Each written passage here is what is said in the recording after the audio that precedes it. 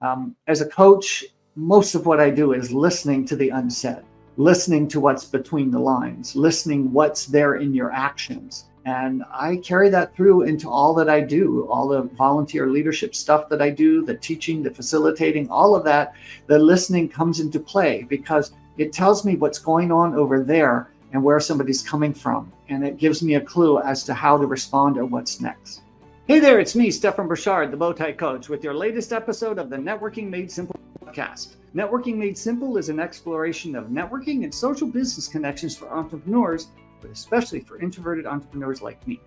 Today, we are talking about the art of listening in business and why being a good listener is key for introverts. So, first and foremost, if you didn't know, I'm an introvert. And what that means, in my mind, to quickly give you a definition, is I recharge my batteries after a good long day being alone and doing solitary activities that nurture me, like reading, meditating, listening to music, hanging out with my family, especially my dogs, in nature, anything that's pretty much solo. So that recharges my batteries so that I can go out and do more social engaging. So when I go out to social engagements and network and things like that, it drains my battery and I can only handle like 2 or 3 meetings or social outings in a day. I used to just think I was shy forever and ever ago.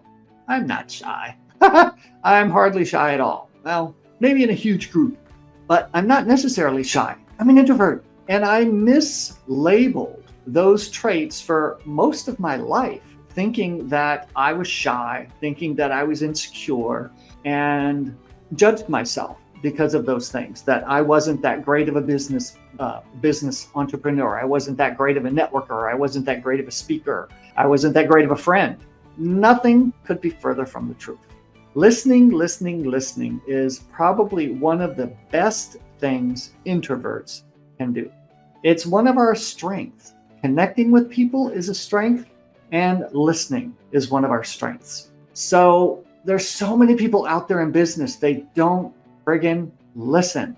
They just talk. They talk to talk. They talk to defend their position or talk about their position or let you know what their thoughts are, whatever it is. Especially in negotiations, people position themselves rather than listening. Listen. You get more gold by listening to people than you do by talking. And the only way you're going to be able to do that is by asking good questions or probing. In a negotiation, you really want to know what's on the other person's mind. What is in their world? What are they looking for as part of this negotiation? And you're not going to get there by holding a position and talking. You're only going to get there by listening. So in that listening, I call it observing. So if I'm at a particular meeting or like a board meeting or something, they'll say after the meeting, I had one friend say this, he said, dude, you didn't say anything in the board meeting. Like, well, honestly, I didn't have anything new to contribute. Everybody else was saying everything that needed to be said. And if there was something on my mind that I wanted to say, then if somebody else said it, why do I need to repeat it? Because it was already said, it was in the room. But more importantly, what I do in meetings is I listen and I observe. Are you feeling overwhelmed lately, frazzled and unproductive? Well, you're not alone. This is where coaching can come into play. As your Bowtie Coach, I specialize in helping introverted entrepreneurs navigate these waters. Together, we can tailor a self-care and business strategy that fits your unique personality and business goals, ensuring you don't just survive, but thrive. Click the link below to get a discovery call time with me, and let's explore together. Bye. Observation, in my opinion, is another form of listening. So what is observation? It means getting the temperature of the room. How does it feel in the room? Is everybody animated? Are they agitated? Are they angry? Are they nervous? What is the energy of the room? What is the feeling in the group? Because that's just as important as the words coming out of people's mouths. Because if there's a nervous, distrustful energy in the room or in the group, and people are talking and they're saying things that sound trustworthy, you can call that on the carpet and say, I'm not buying it. I just feel the stress and the strain in here. I don't feel that there's a feeling of cooperation or an atmosphere of cooperation, but people are talking about it, so they're being inauthentic. So let's get vulnerable. Let's get authentic. So observation is not just the room, it's also individuals. Watching their body language. Is somebody cross-armed, leaning back, with their legs tucked under the chair when they're speaking about something. That's telling you they're kind of closed down. They're not really listening. Do they have a nervous twitch? Is their foot bouncing up and down while they're listening or talking? These are subtle clues that tell you what's going on in somebody's mental space. So that's really important, because the incongruency is what I'm looking to talk about here. So again, just like I said previous about getting the temperature of the room, and if people are talking positively, but the room feels a little, not positive, you call that on the carpet. Same thing with people's words. I was at lunch with somebody a couple of weeks ago, and they were telling me all these wonderful positive things, but their body language was incongruent. So to me, it just meant they were full of crap. So they were just saying what they were saying. They weren't locking eyes with me while they were saying it. They were looking down, and their body was closed off and shut down like that. They weren't like open and looking me in the eyes and connecting with me while they were saying these things. So they can blame it on being an introvert or shy or insecure or whatever. But to me, you're in a lunch one-on-one with somebody. You can connect with them. You can be authentic. And I know this person. So it was disappointing to know that they were full of crap, but it's not the first time that I've met with somebody and they were full of crap. Basically, the words coming out of their mouth weren't congruent with the way that they were showing up in the room, the way that their body language was speaking, the way that they were expressing themselves. So those are all observations. I was doing that even before I was trained in NLP, but now that I have training in NLP, it's on steroids. So I really pay attention to that.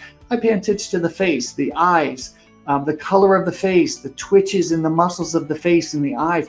It's all telltale signs of whether somebody's telling the truth or not, and what they're thinking on the inside. So that is what observation is.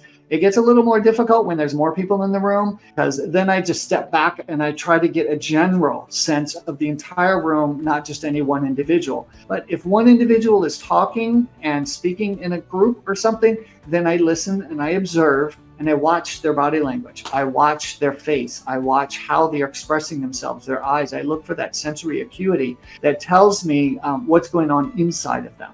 And that gives me a clue as to how I may or may not want to respond. Because one thing I know beyond a shadow of a doubt from my umpteen years of experience as a business owner and as a facilitator and leader is that fighting doesn't work.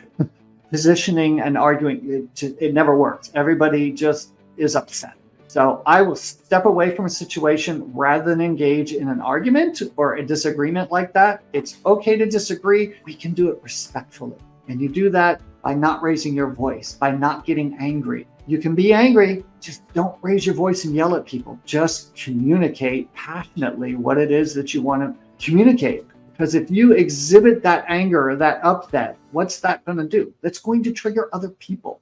So that's what's so. Not only listening to the room or to other people, but listening to yourself. Did this piss me off? Did what they just say really anger me? You might need to take a couple breaths before you respond. You might need to calm the nerves down before you respond so that you're coming from a place of respect and dignity and calmness. I have found when I communicate in a thoughtful, quiet, calm manner that I'm angry or upset about whatever it is that I'm angry or upset about, no different of a tone of voice than what I am now. People listen. People take notice. And it a lot of times unnerves them because they expect people to yell, scream, and be passionate and animated and bang their arms down on the table and that kind of stuff. People take notice when you are calmly reflecting about your upset or your anger, and they respect you for it. So that's just my 2 cents there. So listening, I think is one of the most important skills in business that we can have. As a coach, most of what I do is listening to the unsaid, listening to what's between the lines, listening what's there in your actions. And I carry that through into all that I do, all the volunteer leadership stuff that I do, the teaching, the facilitating, all of that. The listening comes into play because it tells me what's going on over there and where somebody's coming from. And it gives me a clue as to how to respond or what's next. So that's it for today. I hope you enjoyed this episode and watch for my next episode. Bye.